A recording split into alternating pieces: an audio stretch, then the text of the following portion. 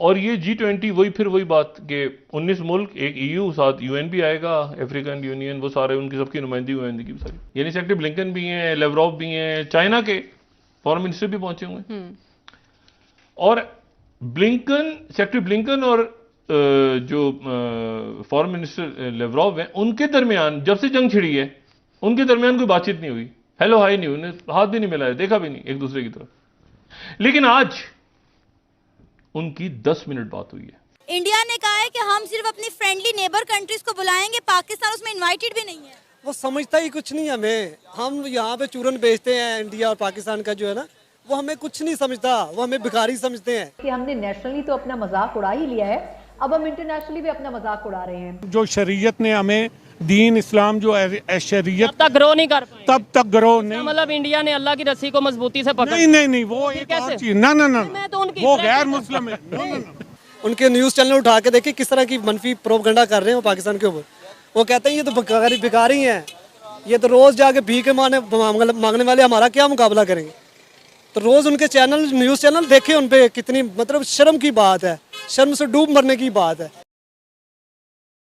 दोस्तों नमस्कार, जय हिंद। आप सबका स्वागत है 9 इंडिया के एक और नए वीडियो में। तो दोस्तों, बैठकों का दौर गुजर जाने के बाद अब फाइनली 9-10 सितंबर 2023 को दिल्ली के प्रगति मैदान में G20 समिट को आयोजित किया जाएगा। अब ऐसे समय में जहां रूस यूक्रेन के बीच जंग चल रहा है और जो वेस्ट कंट्रीज़ हैं वो लगातार ये कोशिशें कर रही हैं कि किसी भी तरह से रूस के खिलाफ कोई प्रस्ताव लाया जाए या फिर भारत से रूस के खिलाफ कोई बयान दिलवाया जाए, इस G20 समिट की जो इम्पोर्टेंस है वो और भी ज़्यादा बढ़ जाती है। लेकिन मुझे पूरा उम्मीद है, हम सब यही उम्मीद करते हैं कि भारत इस G20 समिट को तगड़े टाइप से आयोजित करेगा और कुछ ना कुछ अच्छा निष्कर्ष भी हमें देखने को मिलेगा इस G20 समिट से। लेकिन इस सब के बीच पाकिस्तान का है, पाकिस्तान को तो इनवाइट किया नहीं गया है। अब ऐसे में पाकिस्तान, जहां दुनिया एक तरफ जो है भारत को देख रही है और पाकिस्तान कसकोल लेके भीख की तरफ देख रहा है। सर, G20 मीटिंग का पता होगा आपको, हिस्ट्री देखें तो पाकिस्तान के अंदर प्रेसिडेंसी कभी नहीं मिली। अगर हम बात करें, आज हमारे पड़ोसी मुल्क इंडिया को G20 प्रेसिडेंसी मिली है, जहां से G20 मतलब 20 कंट्रीज के जो फॉरेन मिनिस्टर वो आ रहे हैं इंडिया के अंदर, वेलकम किया जा रहा है। सर, क्या समझते हैं, अगर हम देखें तो इस G20 के मीटिंग के अंदर जिसको प्रेसिडेंसी मिलती है वो कोई भी बात मनवा सकता है? आपको क्या लगता है, इंडिया इतना सुपर पावर बन गया है कि उसको प्रेसिडेंसी दी गई है? अगर हमारे मुकाबले में देखा जाए तो वो सुपर पावर है। सर, अगर हम अपने मुकाबले में देखें तो आज क्या आपको लगता है कि कोई बात मनवा सकता है पाकिस्तान के खिलाफ इंडिया? बिल्कुल मनवा सकता है। क्या आपको लगता है कोई मनवाएगा?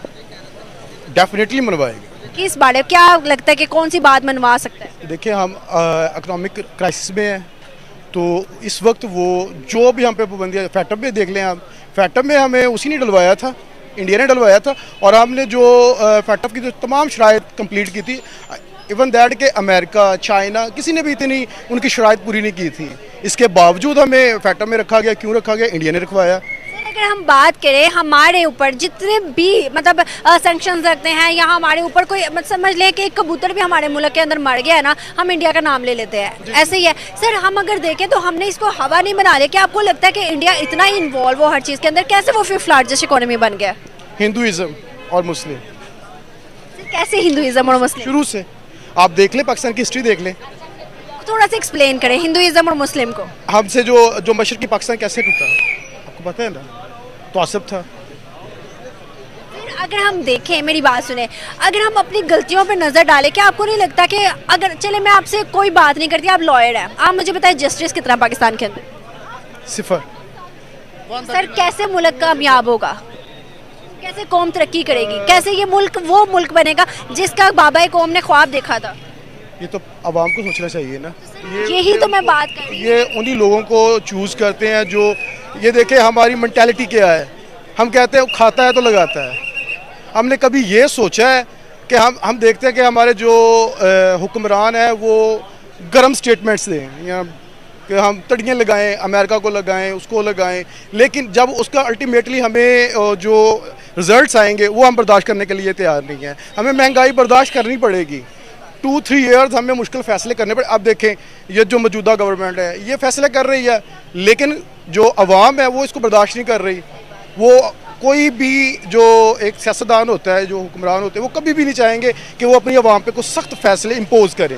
और ये फोरम जो है वो आप दुनिया की टोटल जो दौलत है उसका 80% जाहिर है G20 मैंने G7 का सॉरी G20 के साथ जो है वो जुड़ता है, तो उस हिसाब से सिर्फ इतना नहीं है कि उनके अपने पास दौलत क्या है, उससे ज़्यादा इम्पॉर्टेंट चीज़ ये है कि वो जिस तरह की पॉलिसियाँ अपनाते हैं, और वो पॉलिसियाँ ज़ाहिर है इसी तरह की कॉन्फ्रेंसेस में, जो कि उनका एक इंटरनल कंसल्टिंग प्रोसेस है, उसको सामने रख के पॉलिसियाँ बनाई जाती हैं। आप अगर देखें ये जो सारा सफ़र है, ये जो ग्रांड इंडस्ट्रियल नेशंस का, जिसको हम G7 कहते हैं थे पहले, बाद में G20 हो गया, तो इसको अगर G10 हुआ फिर 20 हुआ, तो इसको अगर आप शुरू दिन से देखें तो ये देखें इन्होंने स्टेप बाय स्टेप जो है इनके अंदर खुद बहुत बड़ी तब्दीलियां आई हैं, जो इनके शुरू के जो मामलात थे उसमें और आज के जो इनका आइन और मंशूर है, जो ख्यालात हैं, उनमें जो है वो बहुत बड़ा फ़र्क है। तो बुनियादी तौर पे ये जो इस तरह के इजलास होते हैं, ये एक कंसल्टिंग प्रोसेस होता है जिससे ये सीखते हैं और उसमें अपनी पॉलिसियों पे नज़रसानी करते हैं या ऐसी पॉलिसियाँ बनाते हैं जो इनफैक्ट पूरी दुनिया को मुतासर करते हैं। दुनिया का कोई मुल्क इनके असरात से बाहर नहीं निकल सकता। अब ये पॉइंट आप नोट करें, चूँकि ये बड़ा इम्पॉर्टेंट है, इसका पाकिस्तान से ताल्लुक़ है, कि दुनिया का कोई मुल्क हुआ वो कितना ताकतवर है या कितना गरीब तरीन और बेबस है, वो इनके इन्फ्लुएंस से बाहर नहीं निकल सकता, चूँकि इन पॉलिसियों का एक अल्टीमेट जो असर है वो पड़ता है और उसको कोई रेजिस्ट नहीं कर सकता। उसको इवन ऐसे मुल्क भी रेजिस्ट नहीं कर सकते जहाँ तेल निकलते हैं, सोने निकलते हैं, पता नहीं क्या क्या दौलत के अंबार उनके अपने अंदर हैं लेकिन जाहिर है ये सारी चीज़ें तब किसी काम की होंगी जब इसको आप दुनिया के साथ किसी शराकतदारी में या किसी शेयर में लेके जाएंगे ना, या किसी खरीदो फरोख्त में या किसी तरीके से। अब पाकिस्तान का मसला ये है कि पाकिस्तान बुनियादी तौर पर इस वक्त तो बिला मुबालगा दुनिया का एक गरीब तरीन मुल्क है। अगर आप अपनी जो ब्लैक मार्केट है और जो काली मंडी जिसको हम कहते हैं उसको एक तरफ कर दें, क्योंकि वो एक ऐसा मुल्क है कि उसमें गुर्बत उस तरह नज़र नहीं आती। लोगों के ठाट बाट जो हैं वो ऐसे हैं जैसे यूनाइटेड स्टेट ऑफ अमेरिका या किसी दुनिया के अमीर तरीन मुल्क के ठाट बाट होते ही नहीं, बल्कि इन अमीर मुल्कों के कोई ठाट बाट होते ही नहीं है। यहाँ तो लोग जो है वो डिस्प्ले नहीं करते अपनी दौलत को। यहाँ आपको बिल गेट जैसा आदमी जो है वो बस स्टॉप पे नजर आ जाता है, खड़ा है बस के इंतजार में 15 मिनट से, उसके 15 मिनट्स में जो है वो 15-20 बिलियन इधर से उधर हो सकता है।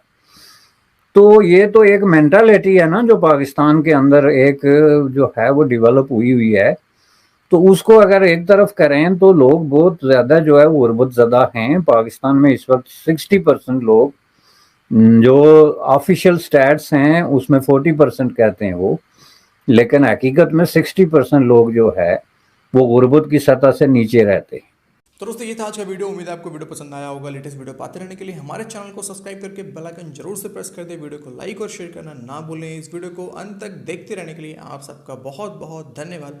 अपना ख्याल रखिए। जय हिंद।